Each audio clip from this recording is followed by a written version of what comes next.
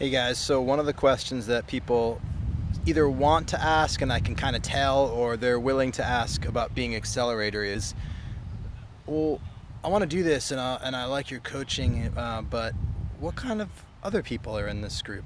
What kinds of people do this? And that the reason that people are asking that, and I think it's a fair concern, is because while a large part of it is my teaching and my coaching, a big part of the value is also like the people you're with. You're going to be in a very intimate journey with this group of people for a year, and so you want to know what kind of people are these people, and I think it's a fair question. So I'm going to answer it in a couple ways.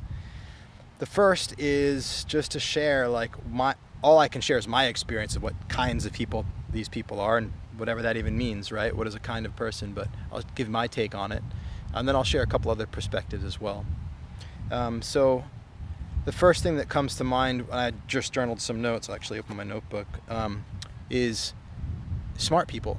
I mean, there's no way of saying it other than just to be direct. Like, there's a certain level of intelligence that the people that I work with have, and I think it's because of the way that I communicate in my work, and to a fault, my wife always challenges me about this, but I have very little patience with dumbing down the concepts. I speak at the precipice of my own understanding when I share. I don't, to a fault probably, I don't make an effort to make it simple for people. And so I use the vocabulary that I use, and I speak the way that I speak, and I speak at the rate that I speak, so I can oftentimes speak fast. And so there's a certain level of a certain capacity to intellectualize that the people that I work with have, because they can keep up, otherwise they wouldn't be here and be interested.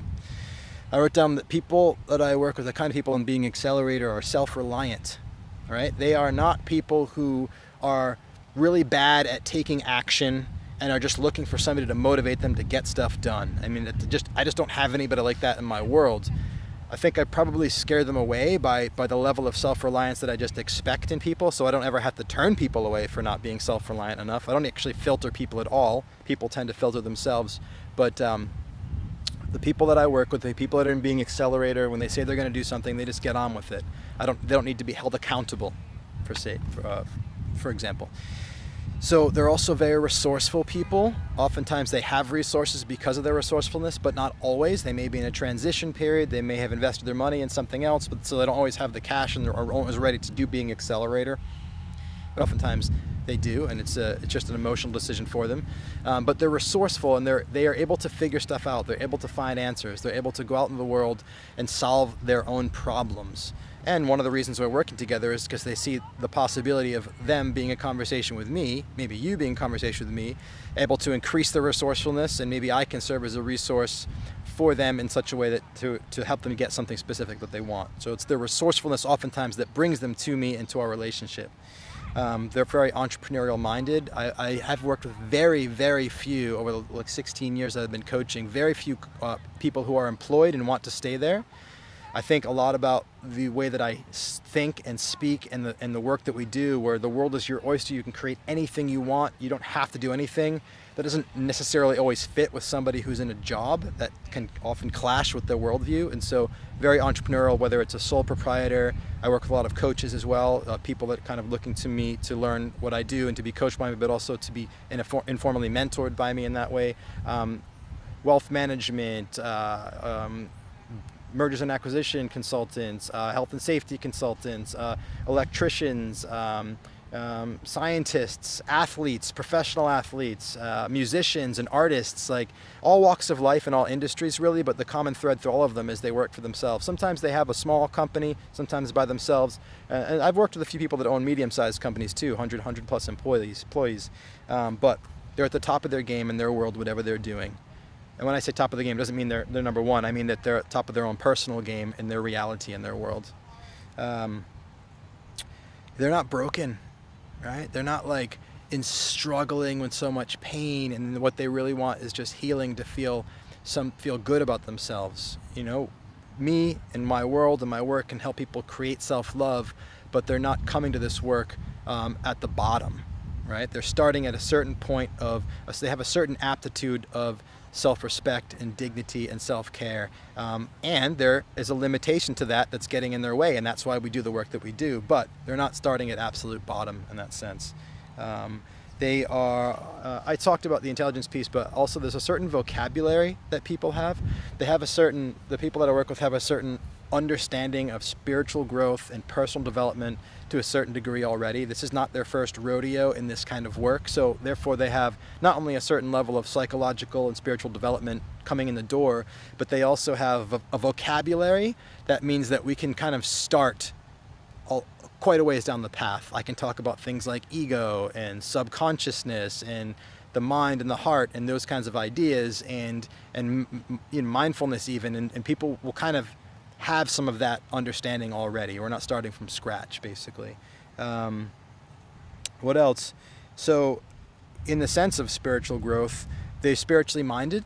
To them it's important to create results in the world, but it's also really important to live an authentic life, to have coherence inside between their head and their body and their spirit, like to feel congruent, to feel connected to something bigger than them, and at the same time they want to make shit happen in the world, and they're rationally minded as well. So there's a balance between kind of left and right hemisphere thinking, approach to the world. They're not like anal retentive logical, but they are still rational beings. They're not just completely like ungrounded spiritual woo-woo.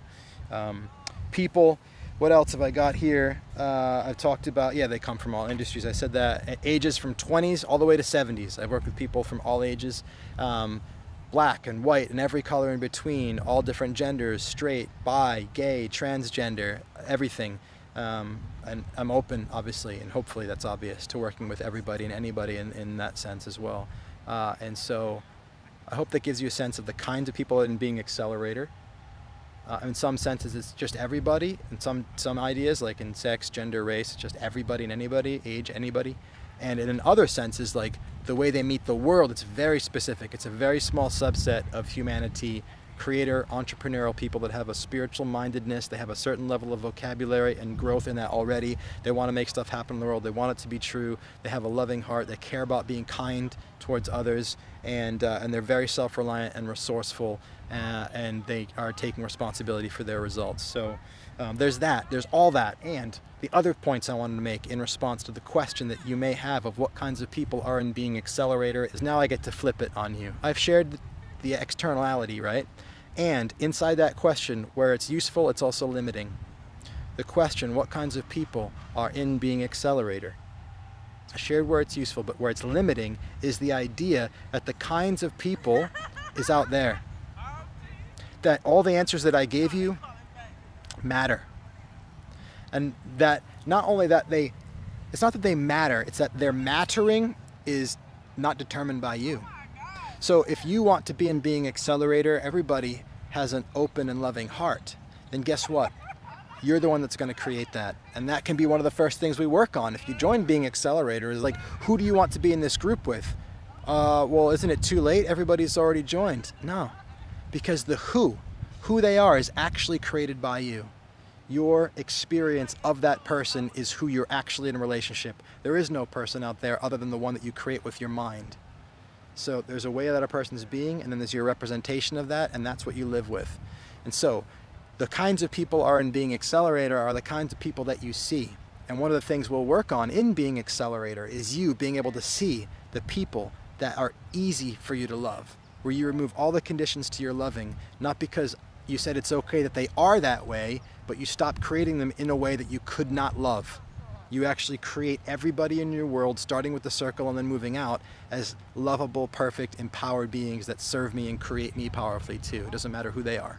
So the kinds of people that are in Being Accelerator, but the people that you create them to be, and I will help you and support you in creating that. And I look forward to you being in the circle and you having issue with somebody and you believing that it's out there, so we have the chance to actually transform your experience of that and give you the power to do that everywhere in your life. I love when shit comes up. I look forward to working with you. If you're interested and you're ready to join, get in touch with me. It's going to be an amazing year. Much love. Talk to you soon.